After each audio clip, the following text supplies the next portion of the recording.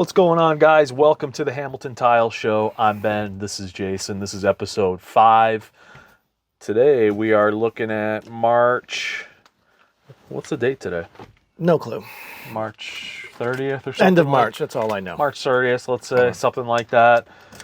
We're sitting here waiting for self-leveler primer to dry. You guys be sure to use your primer out there. Super important to the self-leveling process. So my favorite thing to do, waiting for the primer to dry. We ran out of time yesterday to be able to prime it at night. We normally like to try to prime it at night, so it's got 12 hours to dry. We come in the morning and we'd be at home by now, but we had to fix some other stuff unexpectedly, so we had to prime this morning.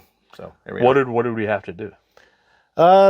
Once we shot the laser on the floor, hindsight, we should have shot it a day ago, but it was too deep for a single pour, so we had to fill the space with some 1/2-inch cement board, mud and tape the seams. It's got to dry overnight because you can't do it right away with the primer on top of wet mud. So otherwise, because liquid backer board goes a max 1.25 inches, and it was almost 2 inches, 1 3/4 at the highest point. So to put a fill in there so we can do it all in one pour and not do it in two. So what are we going to pour, like 12 bags or something when we get back in there? Thinking about 12. It might be 16, but I think 12 will do it. Yeah, so that'll be fun. Controlled chaos for about an hour or so. So our first topic today was COVID bathrooms, and I know I shouldn't probably even say that word because we'll get flagged on YouTube. I don't know if they're doing that anymore, but during the COVID era, everybody was like freaking out, blowing out bathrooms, and now we're getting all the calls from people that had bathrooms done during COVID and they're failing pretty epically. And it's a double whammy because during COVID, housing prices were at a premium. So they way overpaid for housing, got these pretty crappy bathrooms, unfortunately, and now they're starting to fail. Oh, the calls are epic. They're fantastic. Yeah. We've been doing a good amount of inspections, more inspections in the last couple months than we did in a whole year. But the COVID bathrooms and the COVID remodeling is going to come back and bite a lot of people. Everybody freaking out, thinking they're going out of business and the world is going to end, and just blowing these bathrooms out. I actually heard about a bunch of tilers. People called me for tile, and they said their tilers were gone, dead, injured, all sorts of stuff. And so obviously they were just having a hard time finding good people. I mean, they still do have a lot of hard times finding good people, but what do you think the reason for these bathroom failures during COVID is?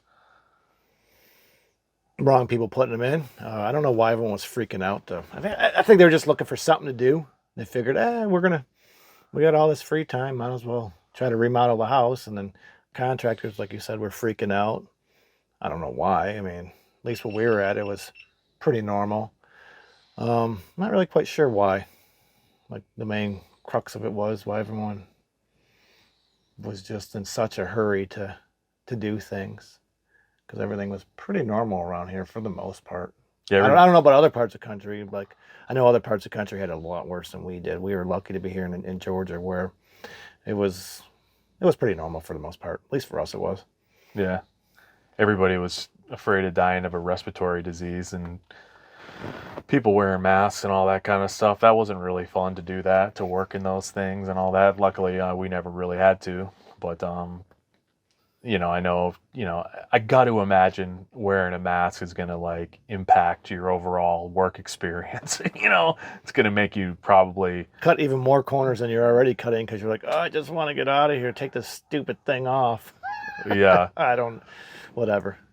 But yeah, it's going to be a great business boom in the next, I don't know, couple of years, because all these bathrooms are just starting to fail. We're just seeing the tip of the iceberg. And it's going to be, at least around here, shower building is bad around here in general, but you throw in the COVID remod specials, because anybody and everybody was just trying to find something to do. I think that's what it was. Everybody was trying to find something to do, and maybe people wanted to do bathroom remodeling more. So the people that shouldn't have been doing it probably got into doing it more, and it's gonna be great. But I remember people also said they were like super busy during that time though too. So I mean, we maybe were busy. yeah, but maybe no more busy than usual No, though. We do business in a certain way to where we do one job at a time. So we're not taking on 6 bathrooms because there's a lot of work to be done. I know some contractors will do that. If they get 10 calls, they'll find a way to do every single one of those jobs and maybe hire people that aren't quite as qualified, right? that's probably more of what went on. Yeah, just people like really loading up their plate and overstretching themselves in order to get these things done. Yeah, but we're going to really see. I mean, we have been seeing them over the last year, but recently I've been getting more and more calls for failed bathrooms and failed showers. So, yeah. The other topic I wanted to talk about today was I wanted to get more into the technicalities of tile and maybe not so much the business side. Jason, what is the reason for grout? It's two main purposes: is just sanitary reasons, and it absorbs well microscopic movement and assembly. That's really the two things. It's all its purposes. Everything else is just aesthetic, the color and all that stuff. So it's just two reasons. What's the sanitary reason? So stuff don't get in the joints. That's it. Like dirt and stuff. Like if you Yeah. don't have grout spacing. If you don't have grout, dirt's going to get in there, and it's going to be a hell of a time to clean it. So that grout space allows for movement in the tile. A little bit. Microscopic, but it's the same thing if you talk to a bricklayer. If they put, since brick's fairly soft, if you put something really, if you make the brick mortar too hard, when the brick heats up from the sun and expands, your brick will come off the wall. It'll fail. So kind of the same thing with tile. It's got to be able to absorb microscopic movement. We're not talking about a lot, but it's enough to where it matters. So again, because if you butt them together, everybody knows you're not supposed to butt tiles together. And the reason is if you butt them together, when that tile floor, wants to expand ever so slightly, that energy has nowhere to go. It's just trying to push against the tile, and the tile's not gonna budge at all because it's just a lot more dense than grout or whatever. So you'll get tenting, cracked tiles, all that stuff. So it's the same principle. So if a homeowner I'm the homeowner and I say, Jason, we have this 12 by 24 tile, relaxed edge. I want a 16th inch grout joint. What do you say to them? First, we look on the box and we see what they recommend. Generally speaking, rectified tiles minimal recommended joint is 1/8 of an inch. Sure, you can do. We never do a 16th. I mean, you might be able to pull it off, but you're not supposed to. 1/8 of an inch is the minimum for a rectified tile. And why is that? Why can't you do a 16th on a rectify on tile? It just comes down to the caliber of the tile. I mean, everything has to be absolutely perfect, like no variation in anything whatsoever. The 16th, they say you can do with natural stone, but natural stone stuff we've worked with hasn't even been that accurate. So we generally just go 1/8 inch at our smallest. What do you mean by variation? Every tile has to be the same size. Your grout spacing is actually dictated by 3 times the greatest variance from tile to tile. So if you have a tile that's a 32nd of an inch different than another one in the same box, then you're supposed to use a 3 32nd inch grout joint. So you just, reverse engineer that. If you want a 16th of an inch grout joint, well, those tiles, due to math, they have to be within less than a 32nd of an inch difference between tile to tile. And I haven't came across tiles that are that accurate in quite a while. So factories just aren't making the tile exact enough, and if you try to do a small grout joint and you try to line them up, they'll eventually just wander off. Is that It'll what you're wander. saying? You will not be able to keep it straight. It's a nightmare. Even it's hard enough with 1/8 of an inch. So 16th is damn near impossible. So the grout spacing allows you some adjustment to keep the tile straight, essentially. A little bit here and there. And what about like the warpage in the tile? What is grout space like? What that too, you have to take into account warpage. So if you got a tile that's warped quite a bit, the smaller your grout joint you have, the more that warpage is going to stick out. So if you got a tile that's really warped and you try to do 1/8 of an inch, you're going to see it more than if you just open it up to say 3/16 of an inch, which nobody wants. But I don't base my decision off that. I just base it off of reality. If you got a shitty tile, you're going to need a bigger grout joint to make it look nice. Yeah, and if you don't, what happens? If you try to use a crappy tile and with a small grout joint, what happens? You're going to fight it all day long, and you're going to have a customer that's not going to be happy with your install. And if things get far enough into court proceedings, they're going to just whip out this nice little book called the TCNA Handbook, And all this info's in there, and they go, well, why didn't you do this grout spacing? It says right here, this is what you should have did. And you're going to lose. Now, mind you, it doesn't really ever get that far very often, but it can.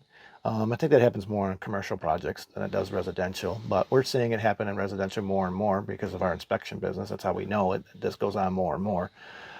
So, that's why we have standards. It's not just, we just do what we feel. There's a reason, generally speaking, for everything. So get to know those standards, and those standards are your friends. So when someone asks, because we get this conversation all the time, I want a 16th grout joint. And I just look at it and I said, no, the handbook says we can't do a 16th. And that pretty much ends the discussion. People don't fight us on that. So get to know the standards, use them in your favor. Or take a look at the box. What bothers me about Floor and Decor, for But the box is sometimes off. They'll say, do less than an eighth, but it gives you a general direction, at least. It does help you out sometimes. What bugs me about some Floor and Decor tile, though, is you'll get it, and it'll have nothing on the box at all as far as a recommendation. And it doesn't help us, because what I'll do is, if a customer asks for a small grout joint or for like brick set or any of this kind of stuff, I'll just point to the manufacturer standards on the box and I'll show them and just say, hey, this is what the manufacturer says. I'm not going to go against that. But if it's not on the box, then you just whip out the TCNA book, and the manufacturer specs trump TCNA. But if it's not on the box and it's not on the manufacturer, then you go to the TCNA book, and that trumps that. So that ends that discussion pretty much every single time. Oh, okay, because homeowners, they don't know. They just know, I want a small joint. Well, that small joint's not really possible with this tile.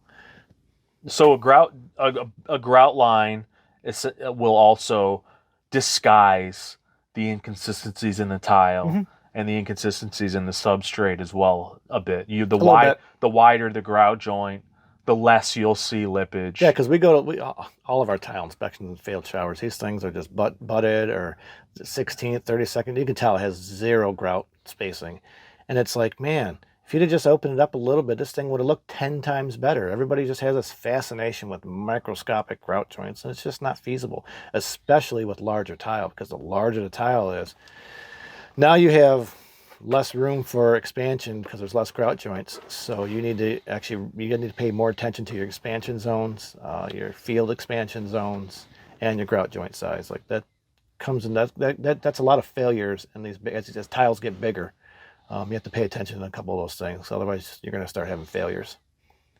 Yeah, what I see a lot is like tile installers not having the courage to be the professional and advising, or I say telling, the homeowner what needs to be done. Yeah. Like, and I see how a lot of contractors are, we just do what we're told. We just do what the homeowner wants. Well, does the homeowner have any experience in tile? Does the homeowner know anything about what they're talking about? Or are you the professional that's supposed to go in there and make sure that they have a job that's going to last and function and look the way it should? No, you don't let them tell you what you're going to do. You're the professional. And I know a lot of homeowners are going to hate this. Well, I pay you this, that, and the other thing. Like, so you just do what you're told. I mean, a lot of cultures are like that. But for me, it's like, no, I'm the professional. We're the professionals. We know what we're talking about. And I mean, when it comes right down to it, Straight Talk Express, you need to, we're going to make sure that your project turns out the way it should. Essentially. Yeah, we're the experts. I mean, at the end of the day, I'm responsible for it, whether you pay us or not. Whether you pay us or not, or whatever the homeowner thinks, like, I'm responsible for it. I'm the one putting it in. So with our customers, you get very little say-so on how I'm going to do something. I mean, I used to be like that. Oh, we can't do that because the customer's going to be pushback. No, you'd be surprised if you're the expert. If they don't think you're the expert, well, then you're working for the wrong person, unfortunately.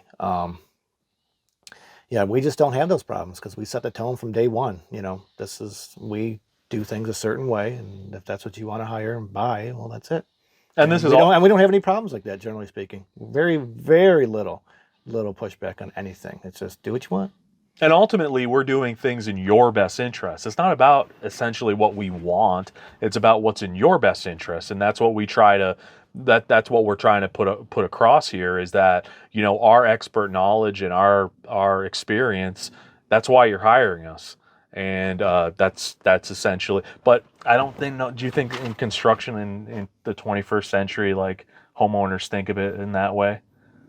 No, that they're hiring professionals and experts that they should No, probably. because most people doing the work aren't professionals and they're not experts. So that's why that's the that's the problem. Yeah. We're not looked as experts anymore because most of them aren't. You know, they don't act professional. They don't try to run a legitimate business. They're just basically just looking for a paycheck. You know, they really should be employees. Yeah, I mean, it is possible, guys, to be the expert. I mean, we do it like Jason, like I see all, like, I've been working for a couple builders, and I see all these problems that are just so avoidable just by just managing expectations from the start. People will look at me like I'm an idiot making content and trying to put out these videos and all this kind of stuff. And all of this is part of a package to manage a homeowner's expectations. Like we're saying with our inspection business, we see all these problems, and then you talk to the person that is hiring us for the inspection, and what do they say? Oh, well, if we knew, we would have done it differently. Yeah, I don't buy that. They say now that they would do it differently because they've experienced the negative part. Yeah. Now they're ready to do it differently. They weren't ready the first time. I know that for a fact. They say they were, they weren't. Yeah, but a lot of guys go into these jobs and they're just doing what they're told. And it's like, who's the professional here? Who's the professional? Who's the expert here? Clearly the homeowner. So here's my trowels. Why don't you do it? Yeah, exactly. All right, next topic that I wanted to talk about was uh mixing systems. We made a video because we're going to see these projects, and I see these couple of these guys I follow on Instagram in my area, and they're building water in, water out systems, then painting the pan and some of the wall with red guard. So that is what I call mixing systems, mixing a topical waterproofing system or a contained waterproofing system. So a contained in a waterproof system or a topical waterproofing system are going to be red guard or a membrane, and then a water in, water out system is going to be a system where it takes the water from the shower head.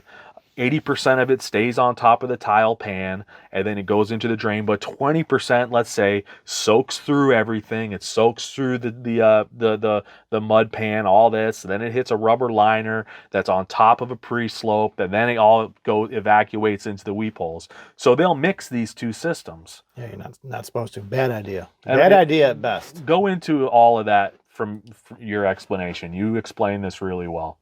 Well, the problem is when you try to mix it, what ends up happening is there's no way to terminate topical waterproofing into a traditional three-piece clamping drain. This is the crux of all the problems. So what ends up happening is they skip some steps with the vapor barrier behind the cement board, screwing the curb in, through the liner. So when they go, oh, well, I'm just going to paint some topical on it and that's going to fix it. Well, yeah, it kind of does because, you're sealing it from the top side. But what ends up happening is now as that water gets into it, say you have a topical on the mud bed. Well, since you can't terminate at the drain correctly, water will get in between there. So now it'll start wicking up underneath your topical waterproofing.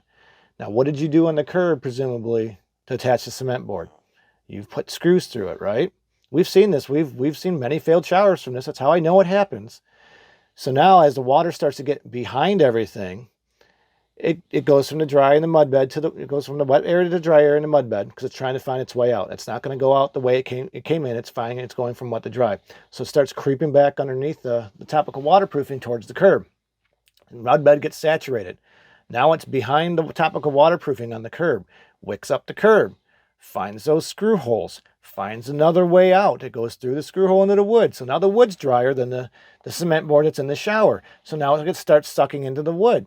And then the wood expands, and then it cracks it, and then it lets more water in. It's like, do you see where this is going? Guys, water goes from wet to dry. It doesn't matter what direction it's going to go, any what direction. It's going to fight gravity because it goes from wet to dry. That's just the physics of water.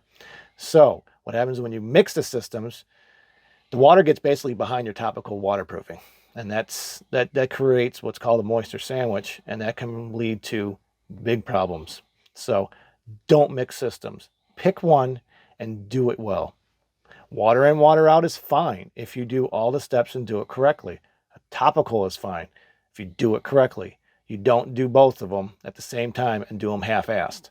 That's what's going on, and that's what we see a lot of failures from. Is just that right there. Yeah, and I think the key here is the drain. So we're a water in, water out system. You use a three-piece clamping drain. There's no place to bond the topical waterproofing to the actual drain. Well, you ask Ben, what drain should you use? Well, if you're doing a topical waterproofing system, a contained waterproof system, you use a bonding flange drain. And you see these drains, they're like the Curdy drain, the Flow FX drain. They have a 3-inch section to actually bond the red guard or the membrane actually to the drain. And then you look at a three-piece clamping drain, they run like $21. You look at them, there's no place to bond No, any of it's that set up. waterproofing. It's set up for a liner. That is what it's designed to do. It's not designed to do anything else.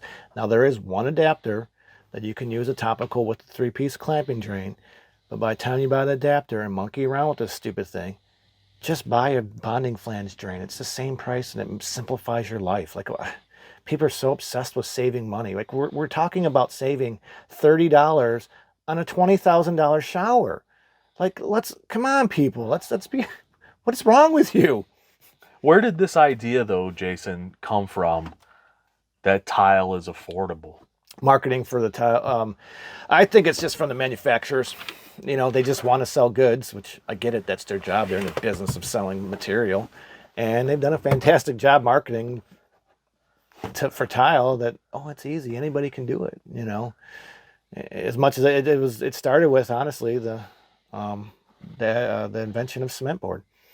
Because once cement board was made, it kind of made it more accessible to the masses to start putting in tile.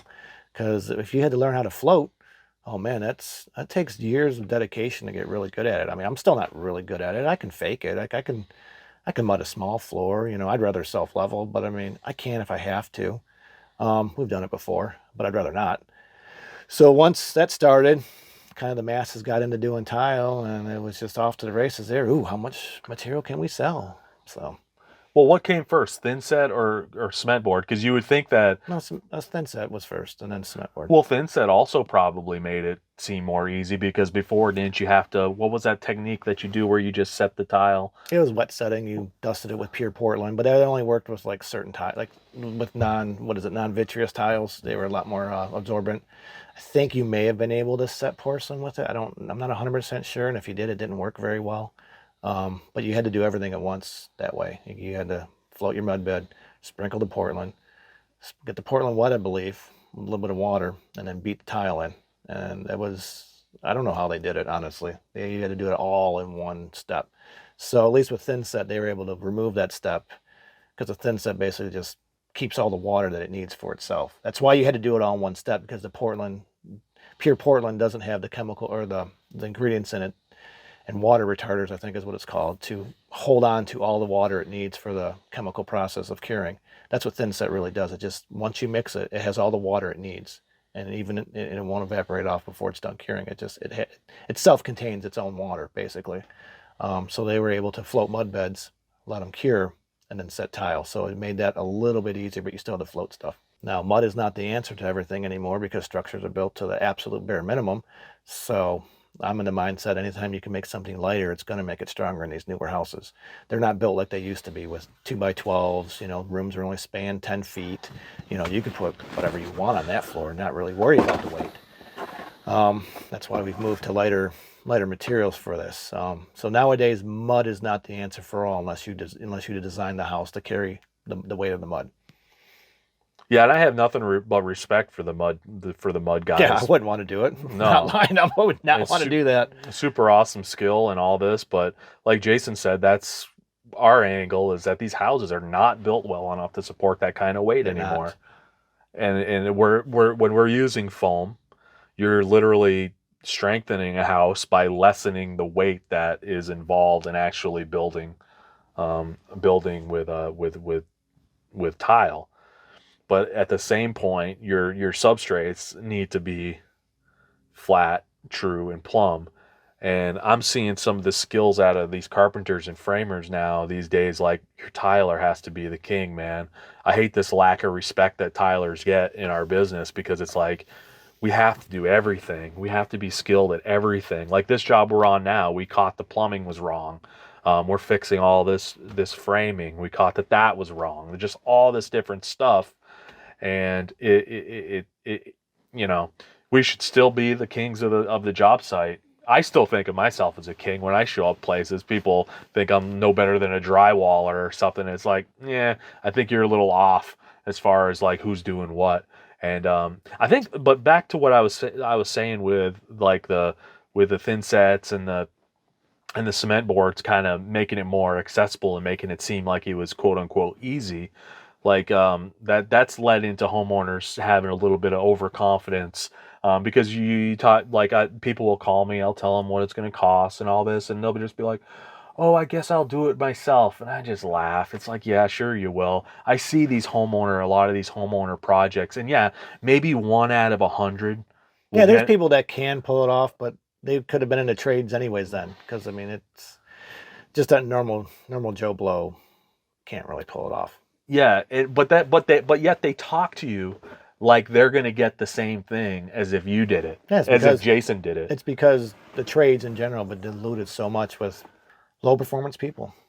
You know, that's what the trades has been diluted to, and stereotypes generally exist for a reason. That's why they don't look at us with like we're professionals, because a lot of businesses don't act like that.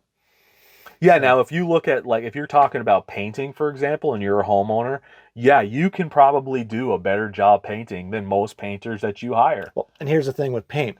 Say the paint doesn't come out looking nice. You know what you do to fix it? You put more paint on. You know, with tile, there's the saying it's set in stone. There's a reason for that. You only get one chance to get tile right. That's it. One time.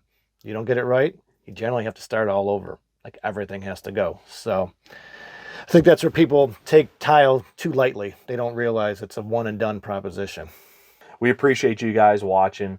Hopefully our primer's dry. It's been about 38 minutes, so Yeah. I think it should be now. Yeah, so if you guys like this show, if you've made it this far, please subscribe to our channel. Give this video a thumbs up, please. Leave a comment if you're extra cool. Tell us what you think about today's show. Do you guys like the business side? Do you like the technical side? Because Brainiac over here can talk about the technical stuff for eternity, and I can talk about the business stuff too. We can do both. I just think that it's a mix. So, guys, thanks for watching. See you next week or in the next couple weeks. Like I said, like, subscribe, share, comment, and hope everybody's well. Hope everybody's staying profitable. Hope everybody's doing something good. Do you have any final words, Jason?